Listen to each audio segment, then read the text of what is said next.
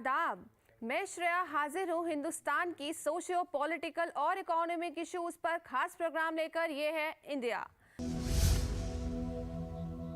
हमारे इस खास प्रोग्राम में आज बात नेशनल एजुकेशन पॉलिसी 2020 की।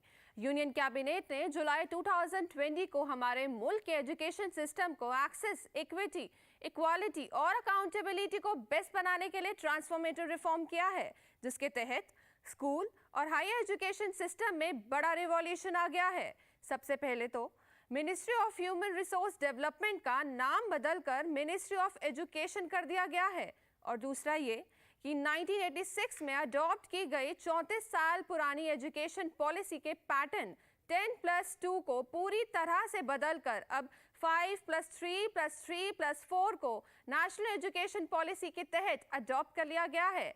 खास बात यह है कि स्कूल एजुकेशन को 12 साल और आंगनवाड़ी यानी प्री स्कूल के 3 साल को भी शामिल कर लिया गया है। इसकी वजह से बहुत से लोगों को नेशनल एजुकेशन पॉलिसी 2020 को पूरी तरह से समझने में मुश्किलें आ रही हैं। इसी को समझने के लिए और नेशनल एजुकेशन पॉलिसी के आज के स्टेटस को जानने के लिए हमने इनवाइट किया है सीबीएसई के सेक्रेटरी मिस्टर अनुराग त्रिपाठी को। सर, हम आपका वेलकम करते हैं। नमस्कार। नमस्कार। तो सर, इसी के साथ हमारा पहला सवाल आपसे ये है कि नेशनल एजुकेशन पॉलिसी का एम क्या है? नई राष्ट्रीय शिक्षा नीति का उद्देश्य 2040 तक भारत को दुनिया का श्रेष्ठतम एजुकेशनल हब बनाना है। एक ऐसा एजुकेशन सिस्टम क्रिएट करना है जो बुकिश नॉलेज और रोट लर्निंग की जगह बच्चों को competency based, skill based, application based और वैल्यू बेस्ड एजुकेशन दे सके। एक इस तरह का पेडागोजिकल और करिकुलम रिफॉर्म करना है जहां हमारे बच्चे 21st सेंचुरी स्किल्स को एक्वायर कर सकें और बच्चे देश और दुनिया को लीड कर सकें। तो सर, नेशनल एजुकेशन पॉलिसी का जो ऑब्जेक्टिव है वो एक इक्विटेबल और इंक्लूसिव सोसाइटी का डेवलपमेंट पे बेस्ड है। तो सर, जो अभी पैटर्न अभी चेंज हुए 10+2 से 5+3+3+4 से जो अभी चेंज हुए, तो इसकी वजह से बच्चों पे बहुत ज़्यादा प्रेशर आ गया है। इस पे आपका क्या कहना है? देखिए, मैं ये देश को स्पष्ट करना चाहूँगा कि जो 5+3+3+4 का नया स्ट्रक्चर सरकार लेकर के आई है, ये बच्चों के लिए और देश के लिए बहुत हितकर है। पुरानी पॉलिसी के तहत वो समय था जब क्लास 1 में बच्चों का स्कूल में एडमिशन होता था और वो एज 6 ईयर होती थी। वैज्ञानिक परीक्षणों से और बहुत सारे रिसर्च से ये ज्ञात हुआ है कि 3 to 6 ईयर की जो एज है, वहाँ बच्चों के मस्तिष्क का ऑलमोस्ट 85% डेवलपमेंट हो जाता है। नई पॉलिसी उस एज ग्रुप के लिए अर्ली चाइल्डहुड केयर का प्रोग्राम लेकर के आई है। मतलब जो प्रारंभिक 5 वर्ष होंगे, जिनको फाउंडेशनल कोर्स कहा जा रहा है, उसके लिए न्यूमरेसी और फाउंडेशनल असेसमेंट को लेकर के तमाम सारी नई नई गतिविधियां संचालित होंगी। मैं ये बताना चाहूँगा कि इस 5 ईयर के प्रोग्राम के तहत बच्चों में न्यूमरेसी को लेकर के, लिटरेसी को लेकर के, उनके फिजिकल, इमोशनल, मेंटल डेवलपमेंट को लेकर के, उनकी न्यूट्रिशियस डाइट को लेकर के, अच्छी पेरेंटिंग को लेकर के बहुत सारे सजेशंस नई शिक्षा नीति में सुझाए गए हैं। और ये 5+3+3+4 का जो नया सेटअप है, इसके लिए नया करिकुलम एनसीईआरटी प्रिपेयर कर रही है। और एक बार जब वो करिकुलम देश के सामने आ जाएगा तो टीचर्स को, पूरी एकेडमिक दुनिया को एक नए सिरे से पेडागोजी, करिकुलम और असेसमेंट रिफॉर्म्स देखने को मिलेंगे। सर, जैसे कि आपको भी पता है और मुझे भी कि 100 में से 100 मार्क्स लाने वाले बच्चे ही अभी तक जीनियस है। तो इस नेशनल पॉलिसी के आने के बाद उन बच्चों का क्या होगा? देखिए, नेशनल एजुकेशन पॉलिसी ये कहीं से नहीं कहती है कि बच्चों को 100 में 100 नंबर लेकर के नहीं आना है। बच्चे रट करके 100 में 100 ले सकते हैं, लेकिन हम सबको मालूम है कि रटने से बच्चों की स्किल्स और कॉम्पिटेंसीज डेवलप नहीं होती। बहुत सारे बच्चे 100 में 100 मार्क्स ले लेते हैं, लेकिन बावजूद इसके उन बच्चों में communication skill, collaborative skill, critical thinking, imaginative skills नहीं होती हैं। नई एजुकेशन पॉलिसी के तहत बच्चों को जो लर्निंग दी जाएगी, ट्रेनिंग दी जाएगी, वो इस तरह की होगी कि वो स्किल बेस्ड भी होंगे, कॉम्पिटेंसी बेस्ड भी होंगी और 100 में 100 मार्क्स भी लेकर के आएंगे। तो इस चीज़ की कोई गुंजाइश नहीं है कि बच्चों के एकेडमिक परफॉर्मेंस पे कोई असर पड़ेगा। जी। अच्छा सर। सर, माना जा रहा है कि नेशनल एजुकेशन पॉलिसी 2020 में लर्निंग कम आउट सर्वे की बात की जा रही है, तो इसमें सीबीएसई क्या कर रही है? जो नई शिक्षा नीति है वो हमारी एकेडमिक दुनिया को अपना सुझाव देती है कि हमारी पढ़ाई आउटकम बेस्ड होनी चाहिए। मतलब अगर हम क्लासरूम में बच्चों को कुछ भी पढ़ा रहे हैं, सिखा रहे हैं, तो उसका आउटकम निकलना चाहिए। मैं एक छोटा सा उदाहरण देना चाहूँगा। एक किसान बीज बोता है, उसका आउटकम या क्या चाहता है? जाहिर है जब वो बीज बोता है तो उसको पता है कि उससे फसल निकलेगी और कई गुना उसको प्राप्ति होगी। वैसे ही शिक्षा के बारे में विचार किया जा रहा है कि एक कक्षा का टीचर जब 40 मिनट बच्चे को पढ़ाता है तो उसका आउटकम क्या निकालना चाहता है। 40 मिनट के बाद क्या बच्चों में कॉम्पिटेंसी डेवलप हुई, स्किलिंग हुई, कोई एप्लीकेशन ऑफ नॉलेज उसने की, उस नॉलेज को जीवन से उसने जोड़ा। इन चीज़ों को आउटकम बेस्ड लर्निंग कहते हैं। और आउटकम बेस्ड लर्निंग के लिए एक नेशनल सर्वे सीबीएसई द्वारा प्लान किया गया है, जो 3, 5 और 8 में एवरी ईयर किया जाएगा। इस वर्ष हम लोग लगभग 2500 स्कूलों में पायलट प्रोजेक्ट के तहत इस सर्वे को लॉन्च कर रहे हैं। अगले वर्ष से देश के सारे स्कूलों में 3, 5 और 8 में ये आउटकम बेस्ड सर्वे किया जाएगा और देश के समस्त स्कूलों को, प्रिंसिपल्स को, टीचर्स को, पेरेंट्स को वो रिपोर्ट्स प्रेषित की जाएगी, जिससे वो समझ जाएंगे कि गैप कहाँ है और उनको किस तरह के सुधारों की ज़रूरत है। हाँ जी सर। सर, माना जाता है कि नेशनल एजुकेशन पॉलिसी के तहत कुछ असेसमेंट्स में बदलाव आए हैं, कुछ क्वेश्चंस में दोबारा चेंजेस आए हैं, तो वो सारी चीज़ें असेसमेंट और वो सारी चीज़ें क्या हैं? देखिए, नई एजुकेशन पॉलिसी एक बड़ा सुझाव असेसमेंट रिफॉर्म को लेकर के देती है और माना जा रहा है कि वर्तमान में जो बच्चे हमारी शिक्षा प्राप्त कर रहे हैं और जो हम एक बोर्ड एग्जाम किसी भी वर्ष के अंत में लेते हैं, ज़्यादातर वो रोट लर्निंग बेस्ड होता है। बच्चे रट करके, बुकेश नॉलेज लेकर के उस परीक्षा में 100 में 100 अंक प्राप्त कर लेते हैं, जो कि उचित नहीं है। होना ये चाहिए कि बच्चों का अध्ययन इस तरीके से कराया जाए कि वो नंबर भी प्राप्त करें और वो उनकी स्किलिंग भी हो सके, कॉम्पिटेंसी भी बढ़ सके। इसके लिए असेसमेंट रिफॉर्म नई शिक्षा नीति ने बहुत सारे सुझाए हैं। मैं आपको बताना चाहूँगा कि जो बोर्ड परीक्षा प्रणाली है उसको प्रत्येक वर्ष हम लोग लगातार सुधार उसमें कर रहे हैं और प्रत्येक वर्ष हम लोग कुछ प्रश्न 10वीं और 12वीं के बोर्ड एग्जाम में ऐसे लेकर के आ रहे हैं जो एप्लीकेशन बेस्ड हों, क्रिटिकल थिंकिंग बेस्ड हों, जिसमें एप्लीकेशन आप माइंड बच्चे कर रहे हों, पैराग्राफ को समझ रहे हों, सोच रहे हों, विचार कर रहे हों, मतलब उनके मस्तिष्क का उपयोग हो रहा हो, रट करके नहीं। ये परिवर्तन पिछले 2 वर्षों से किया जा रहा है और इस वर्ष 2022 में हम लोग क्लास 10th में 30% क्वेश्चंस और क्लास 12th में 20% questions critical thinking, problem solving, application based लेकर के आ रहे हैं, जिससे कॉम्पिटेंसी बेस्ड लर्निंग बढ़ेगी और बच्चे रोट लर्निंग की जगह स्किल बेस्ड लर्निंग पर शिफ्ट हो सकेंगे। हाँ जी सर।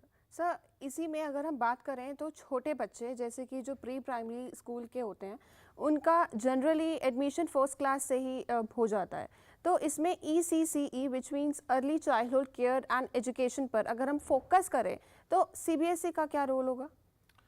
देखिए, नई शिक्षा नीति में फाउंडेशनल ईयर्स की बात की गई है और उसको ECC के रूप में परिभाषित किया गया है। उसमें बच्चों को 5 वर्ष तक शुरू में एक स्पेशल तरीके का करिकुलम दिया जाएगा, जो प्ले वे मेथड में होगा, एक्टिविटी बेस्ड होगा, इंक्वायरी बेस्ड होगा, जिसमें लर्निंग बाय डूइंग के थ्रू बच्चे कुछ सीख सकेंगे।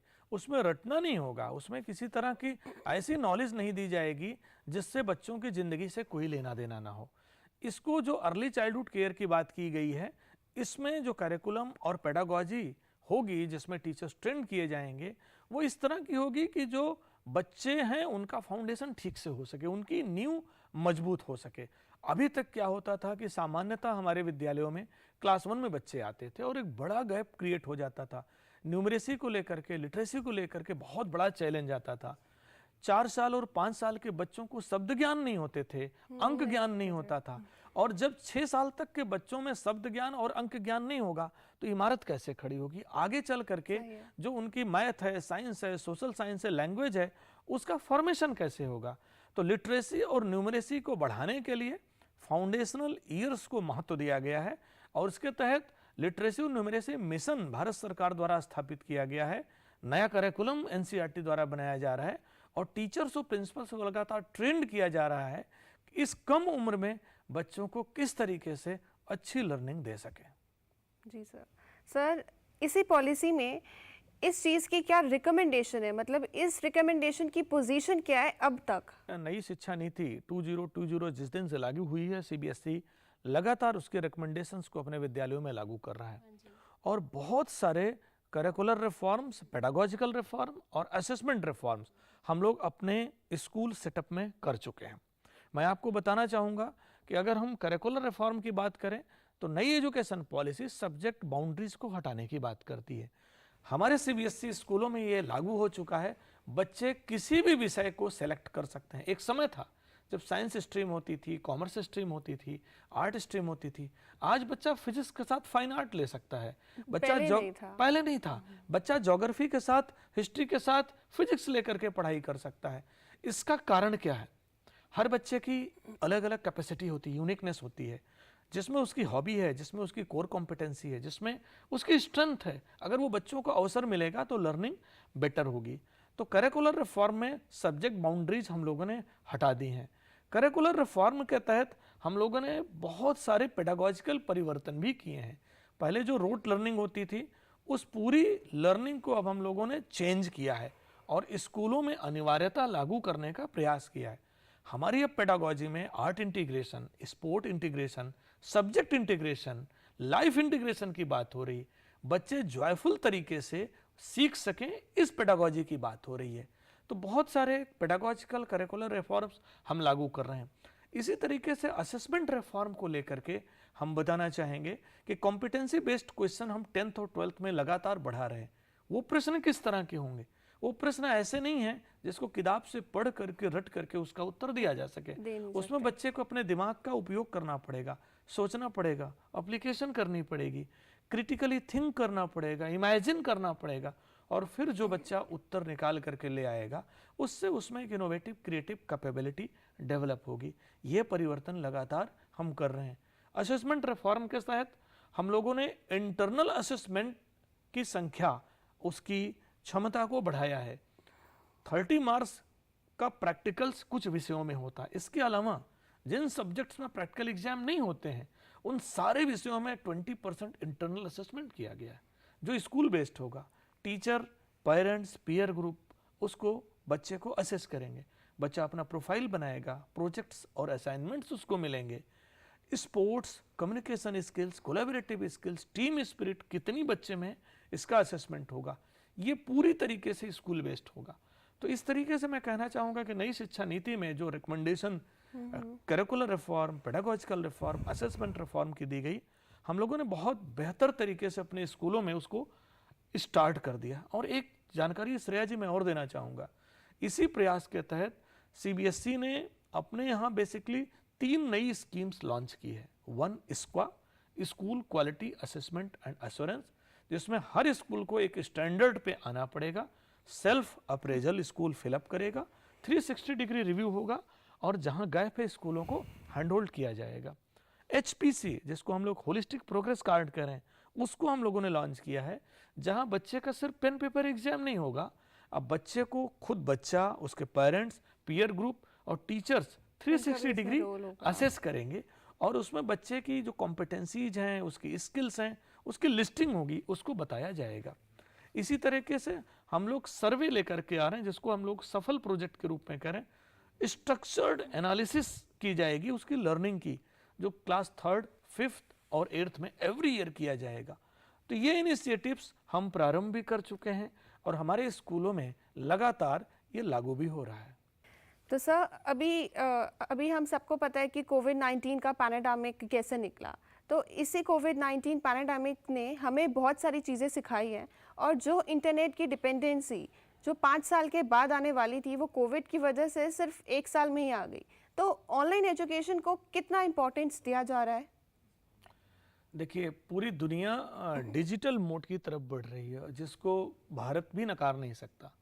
और कोविड के समय में जो एक सबसे अच्छी चीज़ हुई वो ये हुई ऑनलाइन एजुकेशन की।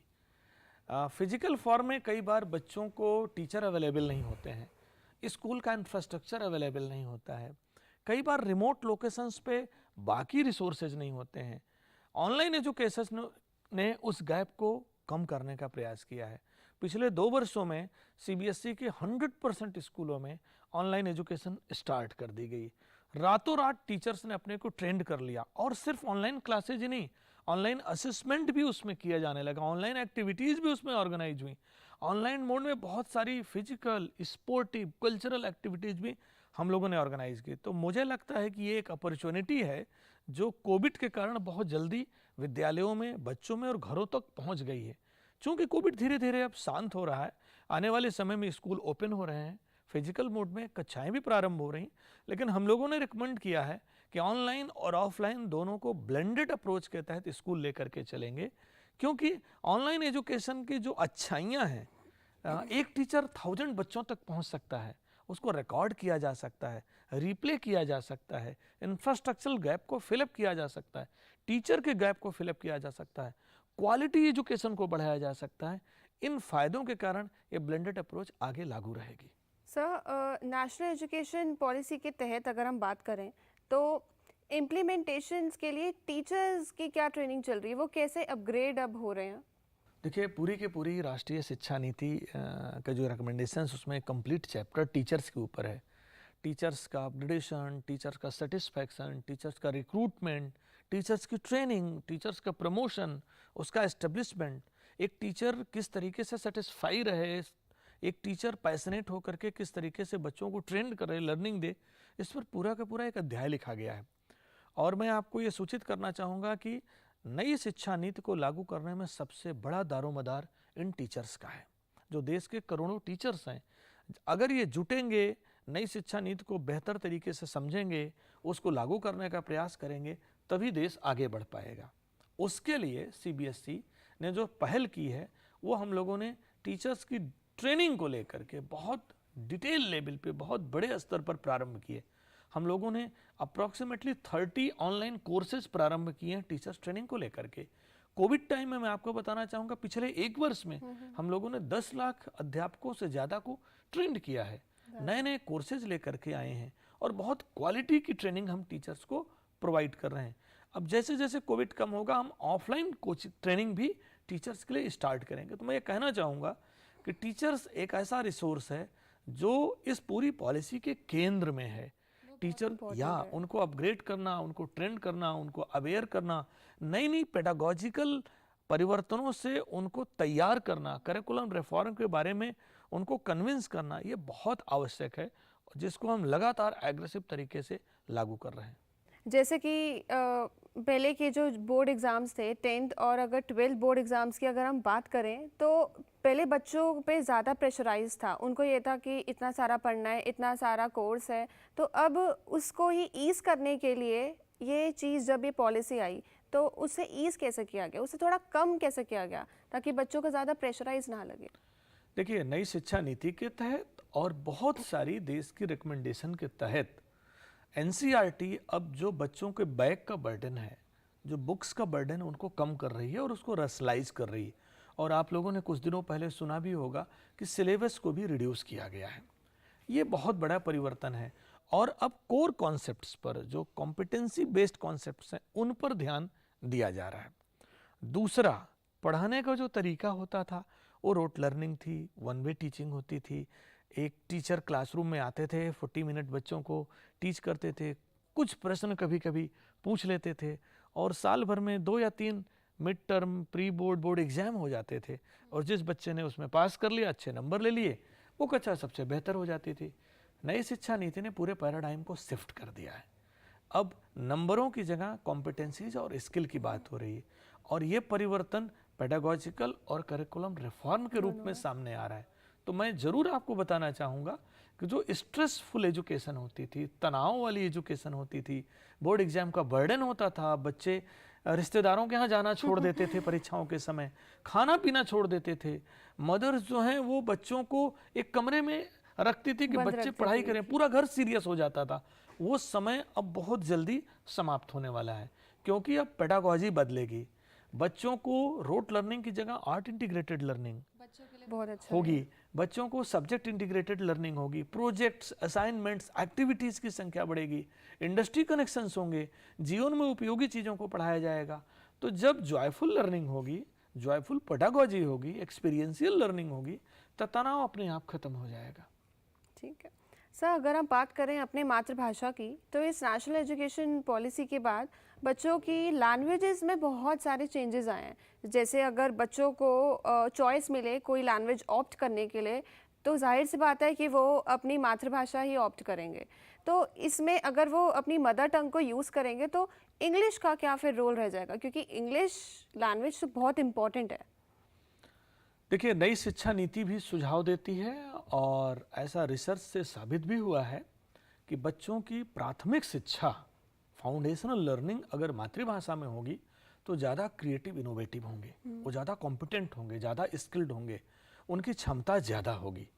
सामान्यतः क्या होता है कि बच्चे घर में अपनी मदर टंग में अपनी माँ से बात करते हैं, भोजन करते हैं, खेलते कूदते हैं, वो मदर टंग में करते हैं, अपने दोस्तों से बात करते हैं। दोस्तों से बात करते हैं। और स्कूल में अगर वो जाते हैं तो दूसरी लैंग्वेज में, इंग्लिश में बात करते हैं। तो बचपन में बच्चों के साथ क्या दिक्कत होती है, जब उनकी पढ़ाई इंग्लिश में होती है तो सबसे पहले अपने मन में वो उसका अनुवाद करते हैं, तो उनका बेस ही वही बन जाता है। इसमें एक गैप आता है, ये क्रिएटिविटी को किल करता है।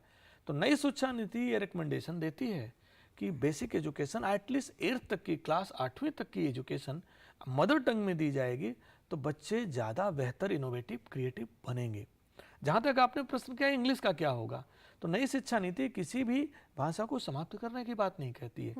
बच्चों के 5 विषय होते हैं सामान्यतः, इंग्लिश एक विषय के रूप में पढ़ाई जाएगी, लेकिन बाकी 4 विषय उसके मदर टंग में, मातृभाषा में होंगे। और CBSE ने अपने सभी स्कूलों से ये रिक्वेस्ट भी की है और रिकमेंड भी किया है कि स्कूल अपने स्थानीय स्तर पर कस्टमाइज करके, प्रयास करके मदर टंग में अगर फाउंडेशनल लर्निंग देंगे तो नई शिक्षा नीति भी लागू होगी और बच्चों का बेहतर विकास भी होगा।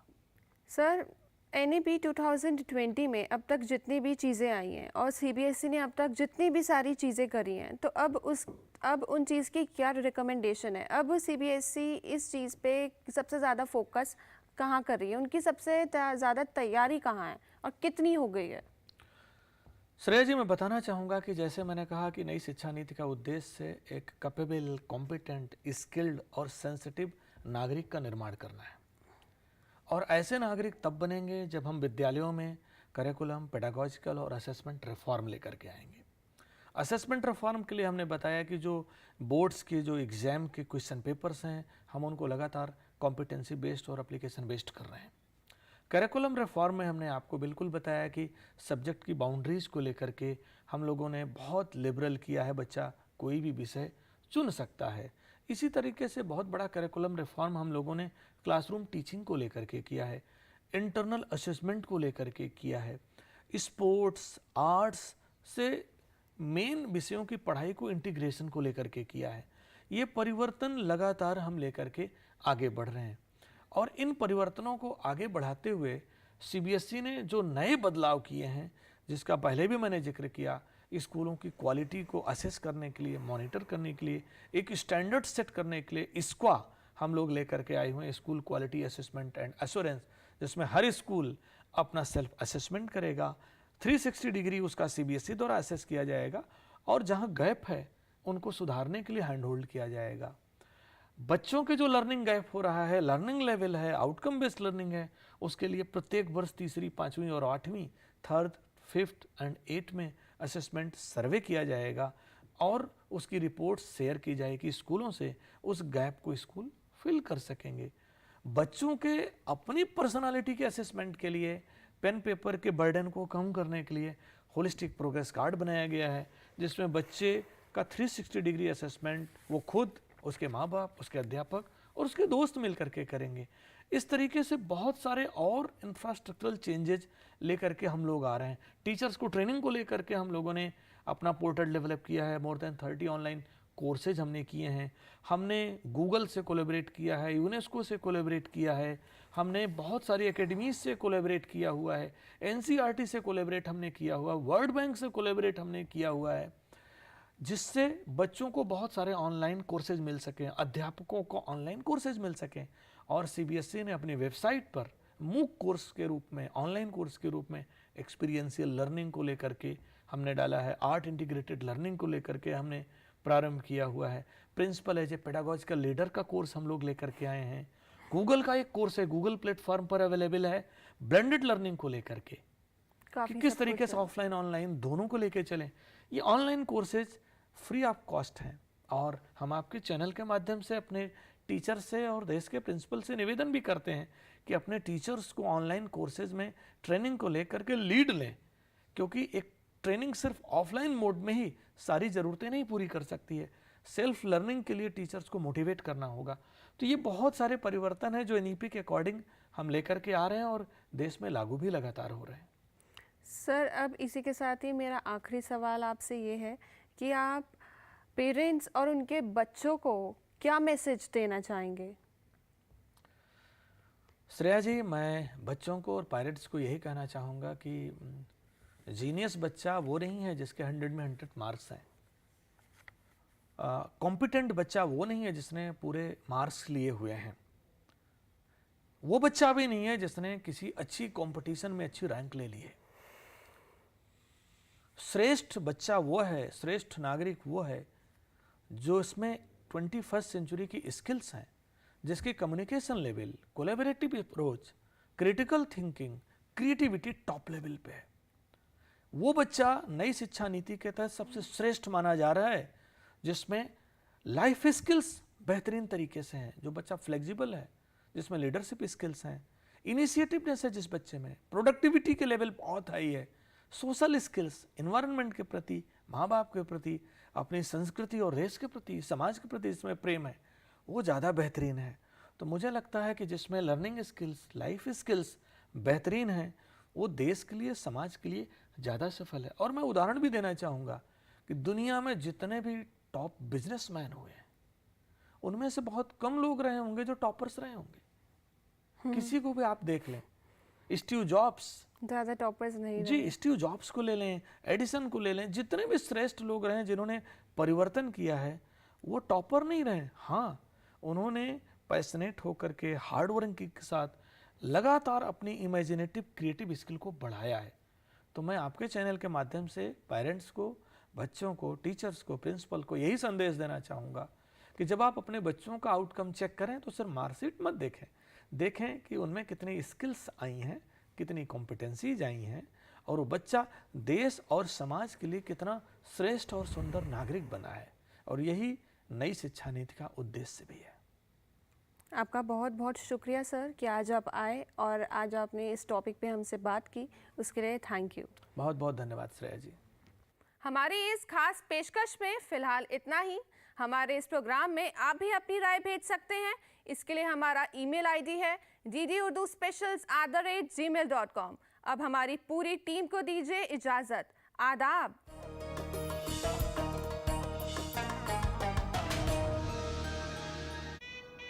हनीमून के लिए कहाँ जाना है?